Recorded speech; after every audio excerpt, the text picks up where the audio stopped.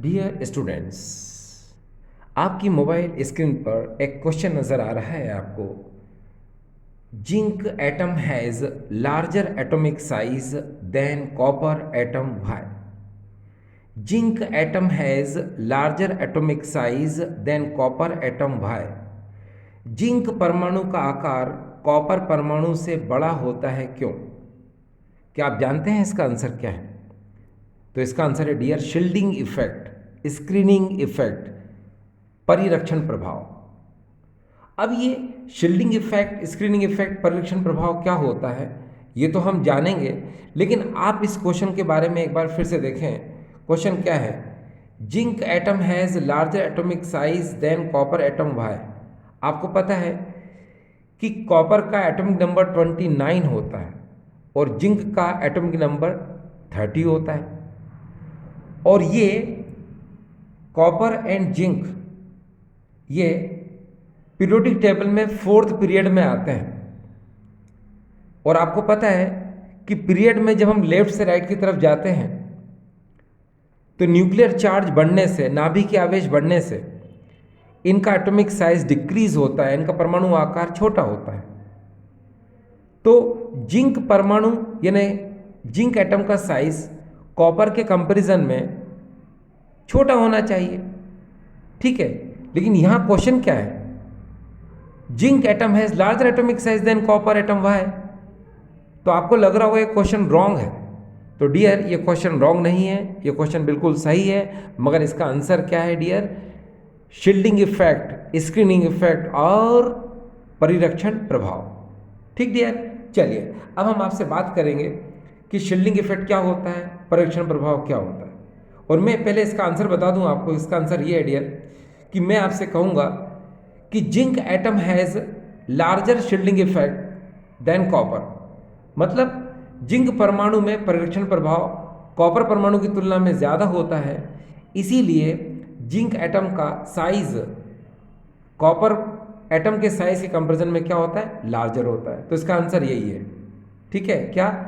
Zinc atom has larger shielding effect due larger shielding effect than copper, यानी कि copper की तुलना में जिंक परमाणु में परिरक्षण प्रभाव ज़्यादा होता है, इसीलिए जिंक परमाणु का आकार कॉपर की तुलना में ज़्यादा होता है।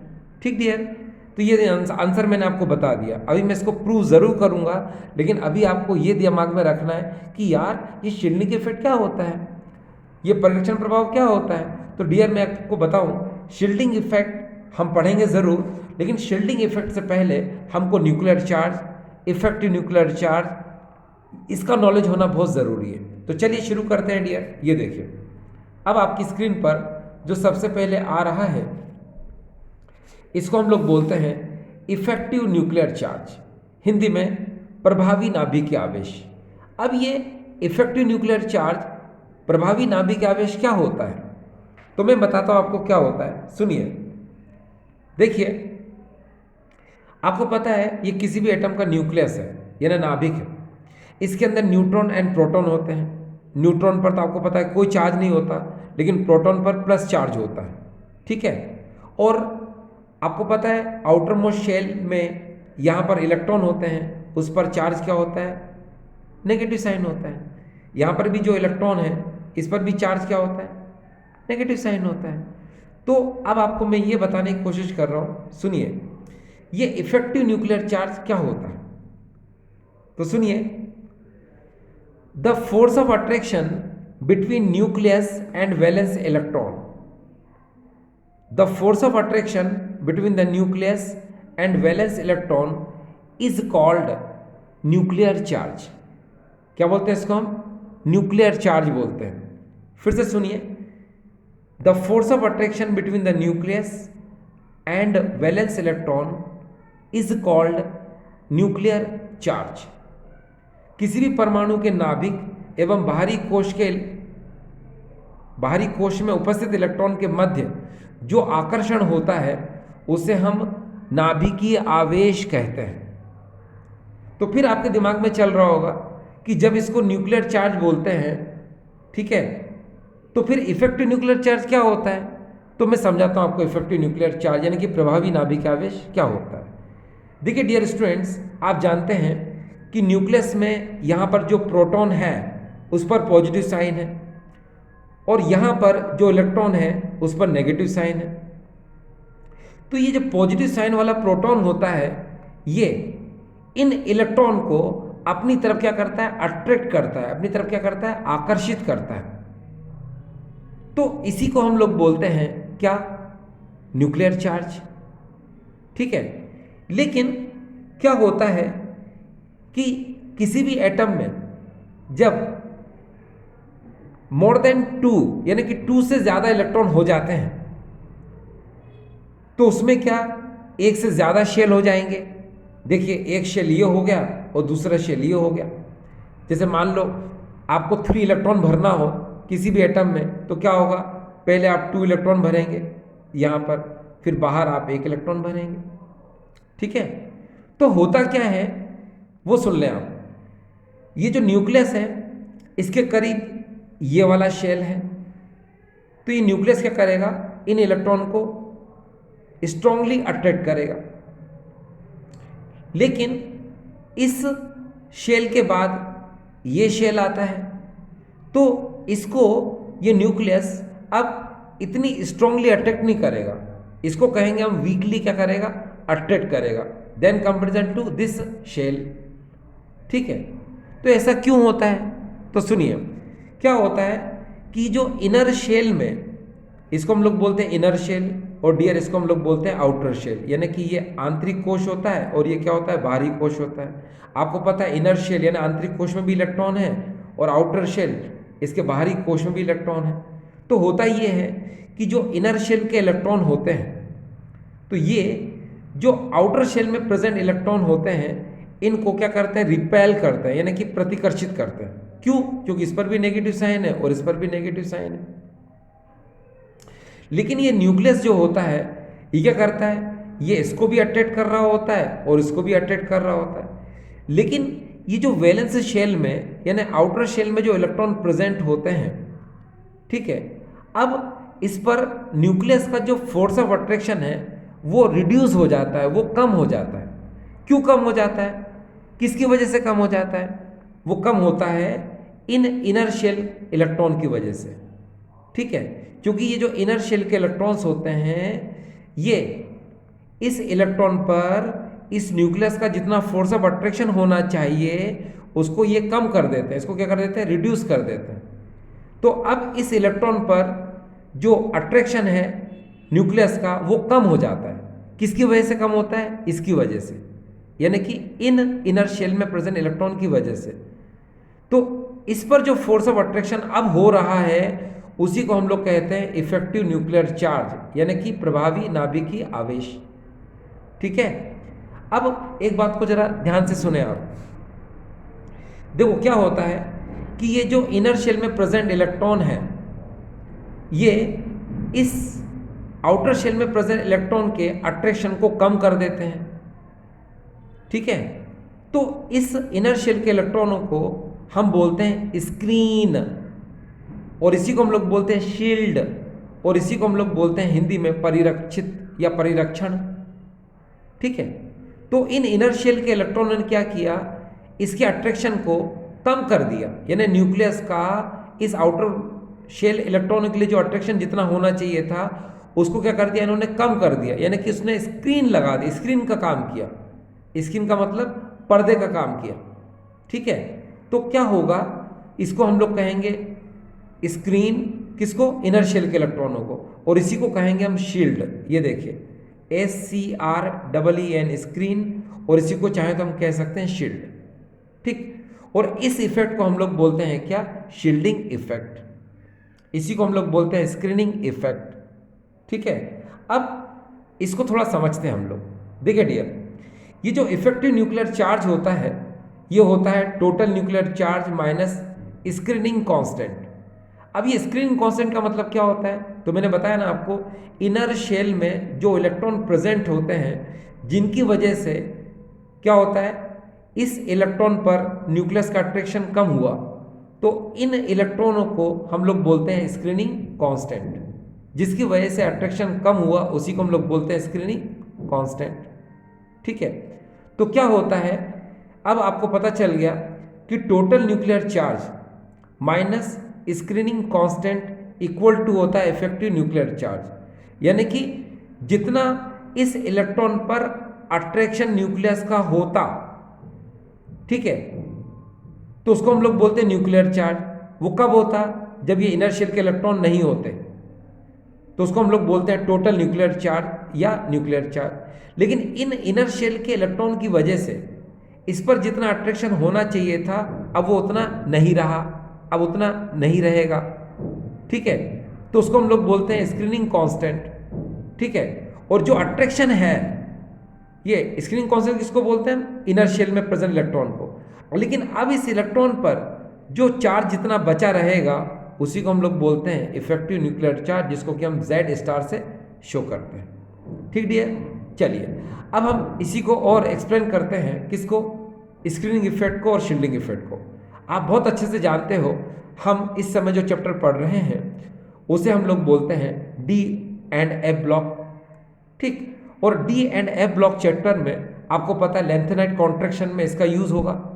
और अभी जो क्वेश्चन हमने पढ़ा था Z N atom has larger atomic size than copper why, उसमें भी इसका यूज हो रहा है। इसीलिए हम इसको पढ़ रहे हैं, किसको, स्क्रीनिंग इफेक्ट और शील्डिंग इफेक्ट को। अब डियर आपको बहुत अच्छे से पता है कि ट्रांजिशन एलिमेंट का कॉन्फ़िगरेशन क्या होता है, n-1d ns122, ठीक है। यानी कि आप समझ चुके हैं कि इसमें n-1d भी होगा और ns शेल भी होगा, ठीक है। तो देखो मैं यहाँ क्या कर रहा हूँ, सबसे पहले मैंने न्यूक्लियस बनाया, ये न्यूक्लियस बना दिया, ठीक है। और ये जो आपको नज़र आ रहा है ये मैंने न्यूक्लियस बना दिया डियर, ठीक है। अब उसके बाद जो मैंने फर्स्ट शेल बनाया ये देखिए, इसको मैंने कहा n-1d शेल, किसको, इसको, ये n-1d शेल यानी n-1d कक्ष हो गया ये। फिर ये जो बाहर वाला है ये जो आपको नज़र आ रहा है, इसको मैंने कहा ns शेल यानी कि ns कक्ष मैंने इसको कह दिया। अब आपको पता है ये किसी भी एटम का न्यूक्लियस है।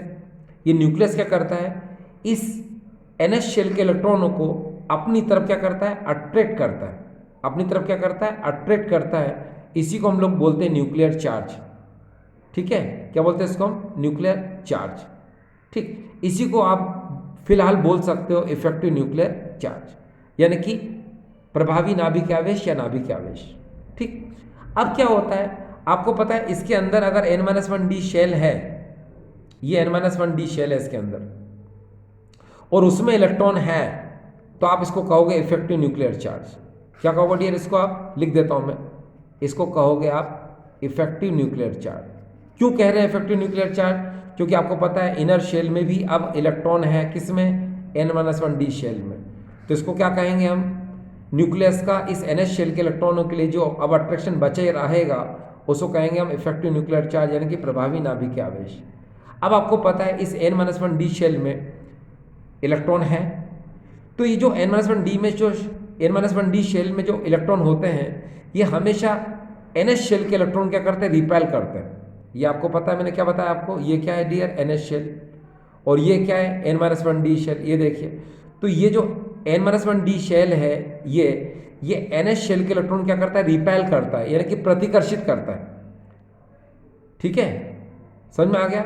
और इसी को हम लोग क्या बोलते हैं, शील्डिंग इफेक्ट, यानी इसी को हम लोग बोलते हैं स्क्रीनिंग इफेक्ट, हिंदी में कहते हैं परिरक्षण प्रभाव।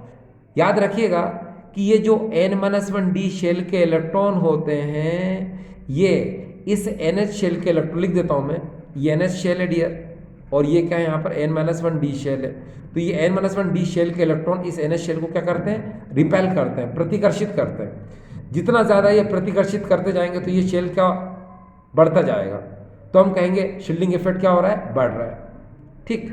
और एक और बात, ये न्यूक्लियस जो है इस ns शेल के इलेक्ट्रॉनों को अपनी तरफ अट्रैक्ट करेगा, तो हम कहेंगे कि इफेक्टिव न्यूक्लियर चार्ज क्या हो रहा है, बढ़ रहा है। ध्यान से देखना, अब ये जो ट्रांजिशन मेटल है, संक्रमण धातुएं हैं, इनमें दोनों चीजें एक साथ हो रही हैं। कैसे, न्यूक्लियस इस ns शेल के इलेक्ट्रॉन को अपनी तरफ अट्रैक्ट कर रहा है, तो हम कहेंगे कि इफेक्टिव न्यूक्लियर चार्ज। और ये n-1d के इलेक्ट्रॉन इस ns शेल के इलेक्ट्रॉनों को रिपेल कर रहे हैं, प्रतिकर्षित कर रहे हैं, तो मैं कहूँगा आपसे कि ये शील्डिंग इफेक्ट है। तो इसमें दोनों चीज़ें क्या होती है, ट्रांजिशन मेटल में दोनों चीज़ें एक साथ होती हैं, ठीक है। अब लेकिन एक बात को दिमाग में रखो कि शील्डिंग इफेक्ट होता क्या है। तो मैं आपको बता दूं, सुनो, किसी भी एटम के न्यूक्लियस में जो प्रोटॉन होते हैं उनकी सेफ्टी के लिए, है ना, ये इफेक्ट होता है। अब आप कहोगे किससे सेफ्टी के लिए?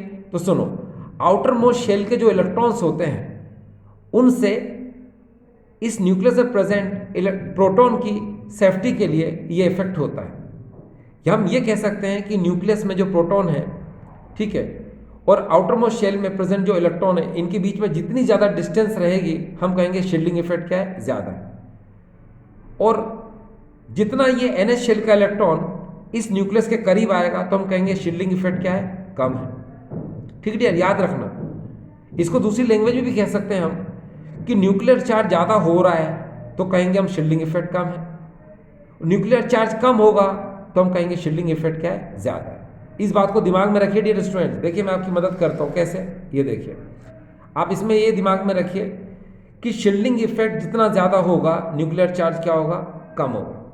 शील्डिंग इफेक्ट जितना ज़्यादा होगा न्यूक्लियर चार्ज क्या होगा, कम होगा। और न्यूक्लियर चार्ज जितना ज़्यादा होगा शील्डिंग इफेक्ट क्या होगा, कम होगा। ये दिमाग में रखो। दूसरी बात,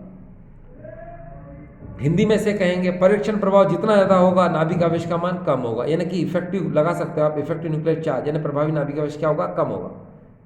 ये भी दिमाग में रखो कि न्यूक्लियर चार्ज ना, यानी कि इफेक्टिव न्यूक्लियर चार्ज जितना ज़्यादा होगा आयोनाइजेशन एनर्जी या आयोनाइजेशन एंथैल्पी क्या होगी, ज़्यादा होगी।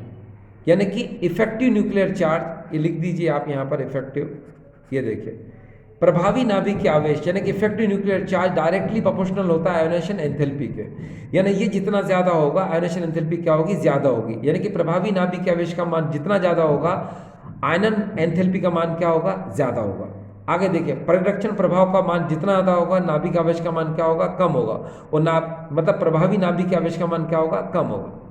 ठीक है, यहाँ इफेक्टिव लगा सकते हो आप डियर, है बार बार मैं आपसे बोल रहा हूँ इफेक्टिव। ठीक, ये देखिए अब सुनो, एक बात और याद रखो कि शील्डिंग इफेक्ट जितना ज़्यादा होता है आयोनाइजेशन एंथैल्पी क्या होती है डियर, कम होती है। ये दिमाग में रखना। देखो न्यूक्लियर चार्ज के डायरेक्टली प्रोपोर्शनल होता है क्या, आयोनाइजेशन एंथैल्पी, लेकिन शील्डिंग इफेक्ट के ये इनवर्सली प्रोपोर्शनल होता है, कौन, आयोनाइजेशन एंथैल्पी। यानी ये ज़्यादा होगा शील्डिंग इफेक्ट तो आयोनाइजेशन एंथैल्पी क्या होती है डियर, कम होती है। और न्यूक्लियर चार्ज ज़्यादा होगा तो आयोनाइजेशन एंथैल्पी क्या होती है डियर, ज़्यादा होती है। तो समझ रहे हो ना। हिंदी में भी बता दूं आपको, परीक्षण प्रभाव ज़्यादा होने पर आयनन एंथैल्पी का मान कम होता है और नाभिक आवेश का मान बढ़ने पर आयनन एंथैल्पी का मान बढ़ता है। और ये तो पता ही है आपको कि shielding effect and effective nuclear charge एक दूसरे के क्या है, विपरीत है, यानी कि अपोजिट है। शील्डिंग इफेक्ट ज़्यादा होने पर इफेक्टिव न्यूक्लियर चार्ज कम होता है और शील्डिंग इफेक्ट कम होने से ये ज़्यादा होता है। ठीक डियर, तो मैंने बताया ना आपको दोनों एक दूसरे क्या होते हैं, अपोजिट होते हैं। अब देखिए मैं आपसे क्या कह रहा हूँ, इस डायग्राम को देखें आप। मैं ये कह रहा हूं आपसे, बहुत इंपॉर्टेंट पॉइंट है, दिमाग में रखना डियर, बहुत इंपॉर्टेंट प्लीज, कि जैसे जैसे n-1d में इलेक्ट्रॉनों की पैरिंग होती है, यानी कि d ऑर्बिटल में इलेक्ट्रॉनों का युग्मन आरंभ हो जाता है, इलेक्ट्रॉनों की पैरिंग स्टार्ट हो जाती है, वैसे वैसे इसमें शील्डिंग इफेक्ट क्या होता है, बढ़ता है। और न्यूक्लियर चार्ज क्या होता है, डिक्रीज होता जाता है। ठीक है, ये दिमाग में रखना आप। यानी जितने ज़्यादा नंबर ऑफ पेयर्ड इलेक्ट्रॉन होंगे उसमें शील्डिंग इफेक्ट, परिरक्षण प्रभाव क्या होगा, ज़्यादा होगा। ठीक है, ये दिमाग में रखना। और न्यूक्लियर चार्ज क्या होगा, कम होगा। यानी कि इफेक्टिव न्यूक्लियर चार्ज क्या होगा, कम होगा। बस क्लियर, अब आपको बिल्कुल क्लियर हो गया डियर। एक बार फिर से बोलो, सुनो, n-1d शेल में, n-1d ऑर्बिटल में जब इलेक्ट्रॉनों का पैरिंग स्टार्ट हो जाता है, इलेक्ट्रॉनों का युग्मन आरंभ हो जाता है, तो उसमें शील्डिंग इफेक्ट इंक्रीज होता रहता है और न्यूक्लियर चार्ज यानी कि इफेक्टिव न्यूक्लियर चार्ज डिक्रीज होता रहता है। ठीक है, यानी कि प्रभावी नाभिक आवेश का मान घटता जाता है। कब, जब इधर इलेक्ट्रॉनों का पैरिंग यानी कि इलेक्ट्रॉनों का युग्मन होता है तब। बस अब क्लियर हो गया आपको। और यही चीज का आंसर था डियर इस क्वेश्चन में। ये देखिए कैसे था, ये देखिए, Z N atom has larger atomic size than copper atom, why, zinc परमाणु का आकार कॉपर परमाणु से बड़ा होता है, क्यों। तो डियर इसका आंसर सुनिए, इसका आंसर मैं आपको बता देता हूँ बहुत जल्दी। यस, ये देखिए, अब हमारे दिमाग में है कॉपर, ये देखिए डियर, और अब हमारे दिमाग में है जिंक। आपको पता है इसका एटॉमिक नंबर क्या होता है 29, इसका एटॉमिक नंबर क्या है 30, इसका कॉन्फ़िगरेशन करो किससे, नोबल गैस से 18, और यहाँ पर भी देखिए ये 18।